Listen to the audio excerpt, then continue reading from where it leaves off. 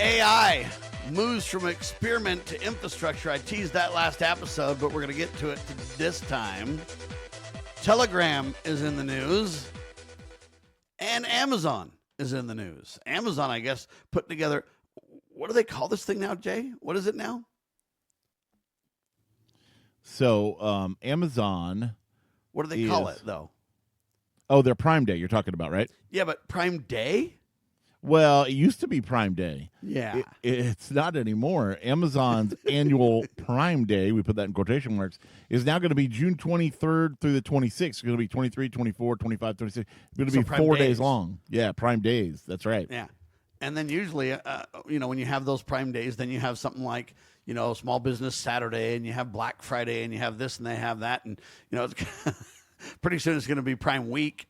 Or whatever, and well, it's not far from it. It's rounds up to a week. 4 days does, right?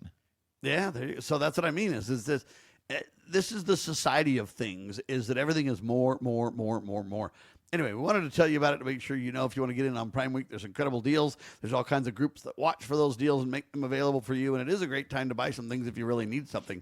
What I really think people need to think about is don't just say, "Oh, the Prime Days are here. I'm going to buy."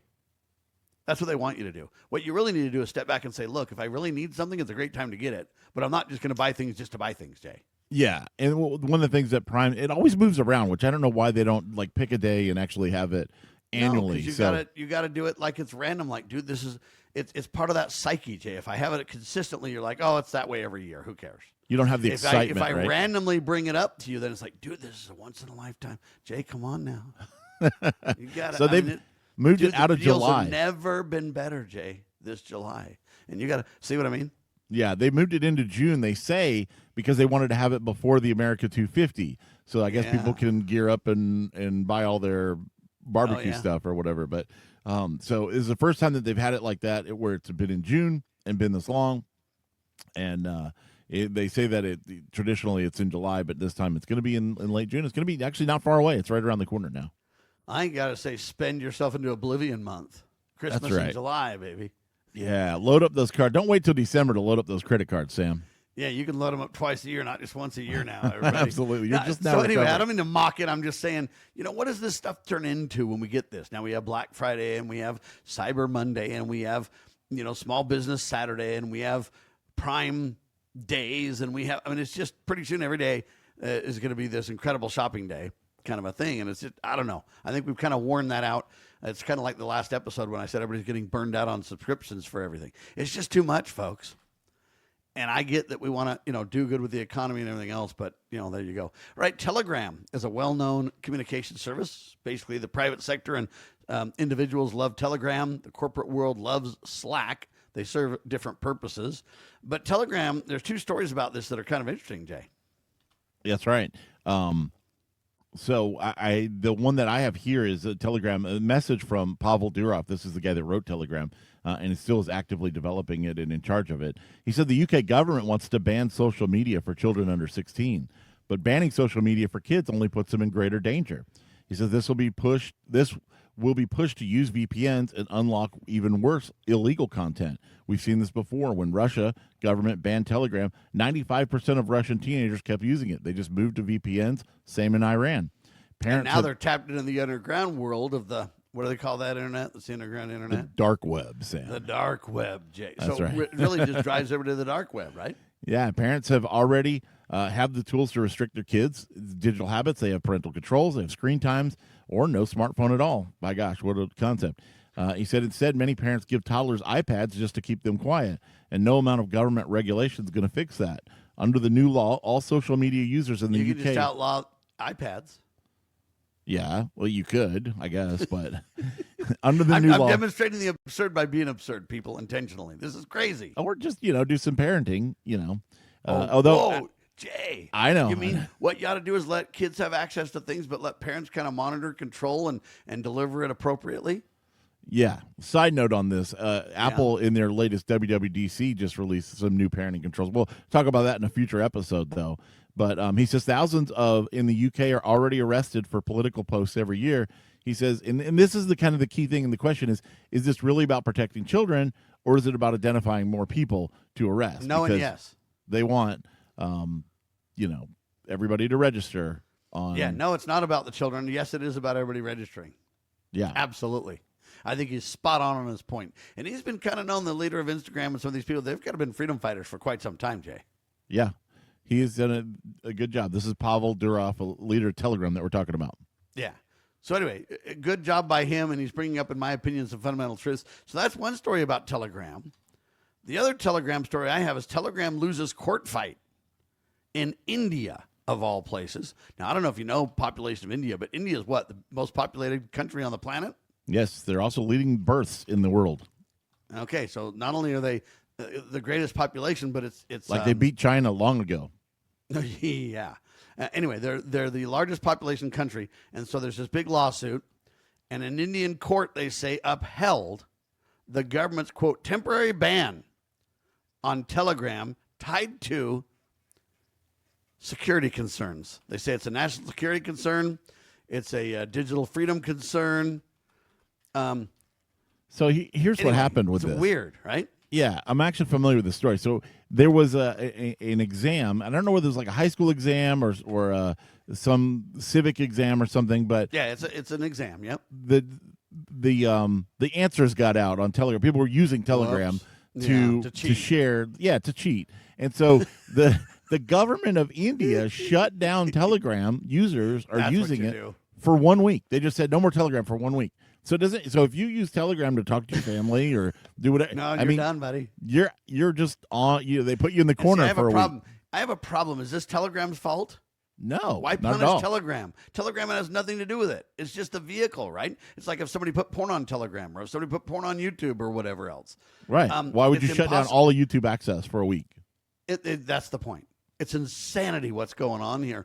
But again, the largest populated country in the world just did this, Jay. There's another. And then, hold on. And then it got, kind of contested and got affirmed, right? So it's even worse. Yeah. They're just not going to, as far as I know, they're not going to do anything about it. You just have to wait a week. You're just in timeout. If you're a Telegram user. The question is, when is timeout going to be a month? When it's like shutting down the Straits of Hormuz, when does it end? Right. Exactly. One other thing I want to touch back on. The digital Straits of Hormuz, Telegram just got shut down. I don't know what to think about it, but wow. I've heard about this on the social media ban for kids, okay? And not to make this too political, but you may know more about this, Sam. As I understand it, it includes, things like Telegram, Instagram, Facebook, of course, all these Twitter, everything. But it does. But there's one exception, notable exception to that, doesn't include Blue Sky. Blue Sky is a more liberal, progressive, whatever you want to say. Of course, it's protected, Jay. But it is not included. It's specifically excluded from the ban for children on social media in the UK. We can't. No, TikTok's included in the ban. They got to stop that. Donald needs to come to the rescue. Come on. Yeah, it's just interesting to me. How does the people of Blue Sky get this special exemption? You want me to tell you? Yeah, if you know, it's who you know, Jay. Well, of course. Yeah, that's how it is. Anyway, very interesting stuff. And the sad part is Telegram, in my opinion, taking the beating for this. And the real important point that I want to make about this, forget the political side of the whole discussion. A lot of people use Telegram and some of these phone-based digital communication services. In America, we don't do this as much. But in other countries, they use these core communication tools as their home phone, that's as right, their business phone, as their banking phone, as their... what I mean is that it's tied into everything. And this is a massive communications shutdown. It's not just like, we shut down your fun. No. We're shutting down core tools people need and use on a daily basis. We didn't shut down Roblox or something. We shut down a communication app. I'll give you an example. Even in my house, I've got a metal roof on my house, and so it attenuates cell phone signals quite a bit. We do have wireless. You're supposed to be able to do cell phone over Wi-Fi, but that doesn't always work well. And so sometimes if I need to call somebody, I will use Telegram or FaceTime or something, a data version of a call that I know is going to be just carried over data to get through. And if you just shut down Telegram, I mean, what do you do? If that's a core communication system that you're using with your people, your family, your business, whatever, what do you do, Sam? Anyway, in my mind, that's the real concern. And what countries need to learn, and again, this isn't political, this is technical in my point. What they need to learn is this: shutting down people is not the answer. Okay, finding ways to stop the criminals and let the rest of us do our business is good. So if you want to stop people from cheating, work on that. Don't attack Telegram, where most of us are doing great things on Telegram. I mean, Jay uses Telegram with a lot of people for a lot of reasons, and none of it's sinister, none of it's cheating, none of it's any of that. And many people around the world, millions, are using it for legitimate, needful purposes, as you've articulated, Jay. And we've got to find a way. We've got to somehow back into this idea that we're not going to penalize the rest on the few abuses or wrongful use or whatever you want to say. We're going to find out how to, filter down and stop the bad guys, but let the good guys continue. I mean, that's the real quest here, right? Absolutely. All right. Well, AI should be able to help us with that real quest. AI helps us with everything, Jay. And now AI moves from experiment to infrastructure. This is interesting. The biggest story in tech right now is not a gadget, a device. AI is becoming embedded into everything we're doing, Jay. It's becoming embedded into business, operations, budgets, governance, forecasting, not to mention daily work. It's huge, Jay. And I don't think people really realize that's the big story in tech right now. It's that it's coming, instead of being, we're going to play with it. Should we play with it? Should we, dabble in it? Should we try to use it? Those questions are gone, right? Yeah, it's companies not a are now toy shifting, anymore. and they're saying, hey, how should we use AI? Now they're saying, how do we manage it responsibly? How do we afford it? It's those questions, right? And so, believe it or not, OpenAI now is adding enterprise analytics and spending controls to their system because ChatGPT enterprise customers basically are saying, hey, we got to have this. We can't just spend ourselves into oblivion. Got to have spending limits. Got to governance this thing. So AI is strengthening its executive bench ahead of their, quote, public offering. And they're highlighting how rapidly AI is moving into the business world. But they're doing this all on, we're going to go public, we're going to be huge, and we've got to have this governance, these things in place that executives need to set aside all their concerns and roll with AI. Jay? That's exactly right. AI is not a toy anymore. It's definitely utility, and now they're managing it, they're incorporating it, and it's not a question of if we're going to use AI or what we're going to do with it, or how can we make this work. We already have seen enough ways that it can work. It's just making it happen and managing it and budgeting it. Yeah. Did we have a break or something, I think? All right. Love it. Man, bright minds think alike. How's that? When we come back, I want to talk about President Trump and Apple. I want to talk about Brazil and Apple. I want to talk about Apple raising prices. And then I want to talk about Waymo, because I took one of those several months ago, and I wonder if they're taking the one I took out of production. We'll talk about it. Sam and Jay, TechWatch.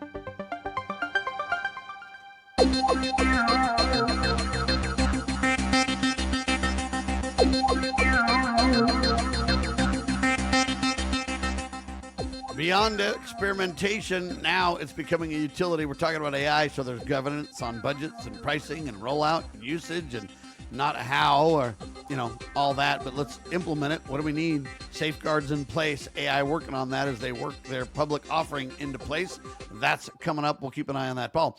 But we also talk about these data centers across the country, and people are getting angry because there's going to be a big data center in their area, and they're concerned about it. And, well, these folks ought to be super concerned, Jay. That's right. Apparently in Georgia, they're having a little kerfuffle about this. Georgia Power is seizing homes for AI. They're using eminent domain to seize hundreds of properties for a 35-mile transmission line, feeding AI data centers with up to 30 homes facing demolition. Coweta County homeowner Angela Hall, who escaped public housing to buy her property in 2003, has until August 1st to leave her home that she's hoped that she would pass to her granddaughter. Her daughter, Ansley Brown's TikTok went viral, pushing Georgia Power to raise its initial lowball offer to 125% of fair market value. The family is fighting the offer.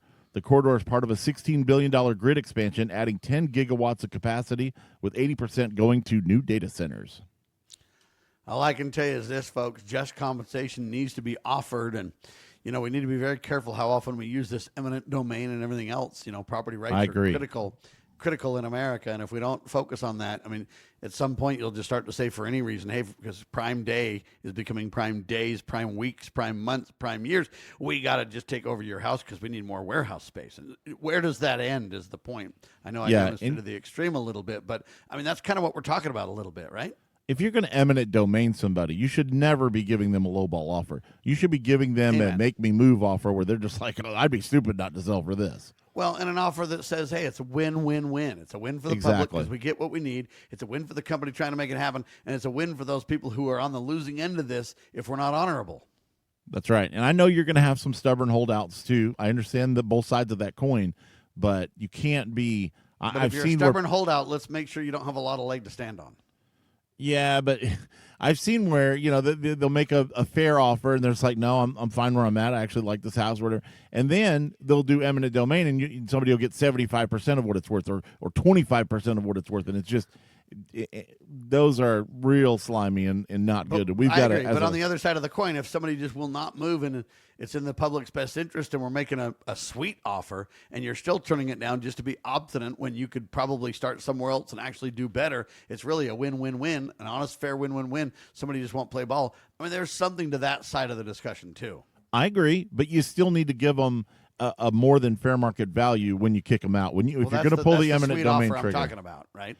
I know, but if they don't accept it and you're going to force them out, you still need to give them the sweet offer, not just be like, well, here's your pennies, and we're forcing you anyway. That's what I mean, is that, hey, when you're gone, you can complain all day, but we've done you right, is the point. Yeah, exactly. You want to have a good conscience there on all ends, like you're saying. Amen. All right. Anyway, interesting stuff, to say the least. Well, President Trump now announced that Apple will work with Intel on chip design and manufacturing in the United States, Jay. Well, potentially reshaping America's semiconductor industry. I don't know about this. Trump didn't seems Apple like just bail from Intel Silicon? Like they're making their own chips now. The last 5 years they've been. No. That was before Donald decided to solve it, Jay. Oh, Donald got in the mix and made it all better. Yes, that's correct. Like he did with Iran, right? Yeah, it's all good now. So I don't know what you're talking about. Well, anyway, I'll tell you this. I like the idea that they're doing it domestically. That's kind of cool.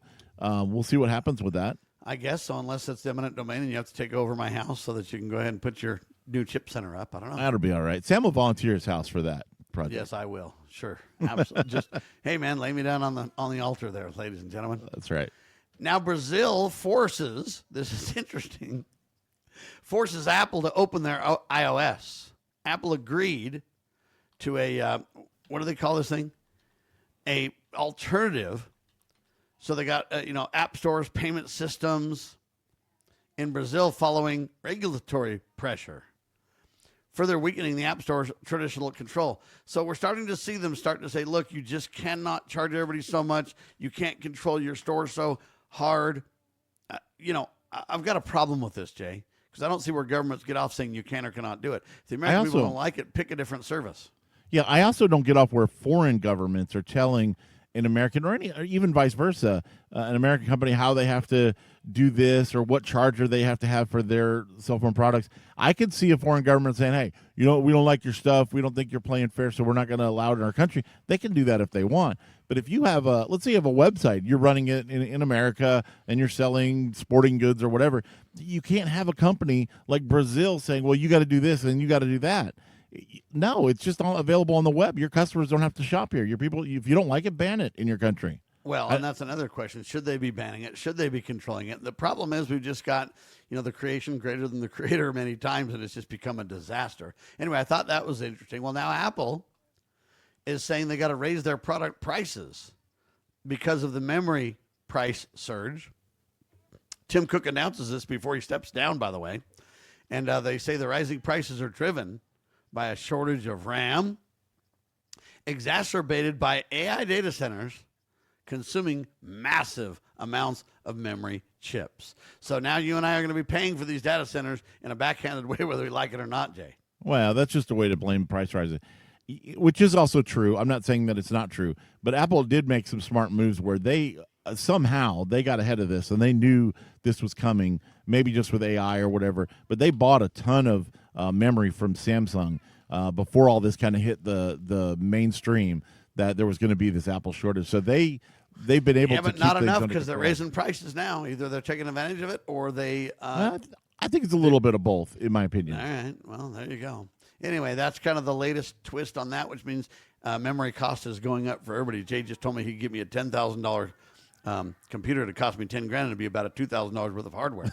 That's right. That's a true story. Kind of looking forward to that. So am I, because I'm going to profit quite a bit on it. Anyway, the final story before the end of the hour. Waymo recalls nearly 4,000 robotaxis, Jay. Waymo's updating its, quote, autonomous fleet, they call it, after they've had problems navigating highway construction projects. They say autonomous driving continues to improve, but remains imperfect, Jay. Yeah, I saw a video of of this. Waymo. I wonder if the Waymo I was on is now recalled or what, but it's very interesting. It might I don't be. know why they can't handle construction, and I don't know why they can't just Well, deploy them where there's not construction. I'll tell you an example. I saw a video of this at a construction site. So you had traffic lights that were working, but you had an officer in an intersection overriding that, as they do if they're there. You know, you obey the officer instead. And this Waymo had a green arrow, and it's trying to drive out into oncoming traffic because the officer is telling the opposing traffic in the parallel lane, or not parallel, the perpendicular lane to move. And this Waymo has a green arrow from the traffic light. It's just trying to drive right out into this moving traffic. And you can see the officer like cussing at it. The bottom line is it's not Waymo's fault. It's the conflicting instructions' fault, right? Well, a little bit. But, I mean, Waymo should have the logic in there that if there's a person directing traffic, that overrides, whatever your traffic light is. But humans in charge, and AI won't do that, Jay. So it's supposed to. It's got to have guardrails, Sam. Guardrails. No, AI is in charge, my friend. Don't you just sit down and shut up. Okay. Going about it all wrong. The battle's on, ladies and gentlemen. But what I'm telling you, what the interesting thing about this is why don't they stop the traffic lights, though? Why don't they give the officer a button and you press the button and then the controls match the officer? I mean, if we really want tech to be applied, apply it right, and then you don't have a conflict. That would be cool, but it would be hackable, right? Which people can do already. But all of that's controlled by DOT. It's like a whole different department. Doesn't matter. Get it done. AI can get it done, but you can fire everybody and get this done, okay? I have seen where officers have actually gone up to the box that's on the intersection and controlled traffic that way instead of standing out in the intersection, which is probably safer for them too. But I don't think everybody either A, has the capability, or B, the knowledge. That's what we need to work on, though. And so it's interesting. I mean, I realize Waymo should be more intelligent, and they got to go back and engineer their AI and their systems. I get it. But I think it's a two-way street, pardon the pun. And I think we got to have people realize you can't have conflicting instructions. That might confuse young drivers, too, for that matter. Certainly. Anyway, Amazon is expanding its AI push, too. Amazon unveiled new AI agents. And they want to balance autonomy with human oversight. And they want to join the race to make AI assistants not just give you information, but actually do things. So there you have that. I'm Sam. He's Jay. NetworkProvidersInc.com for a partner in IT. NPI TechGuys.com. Make it a great tech day, will you? Thanks.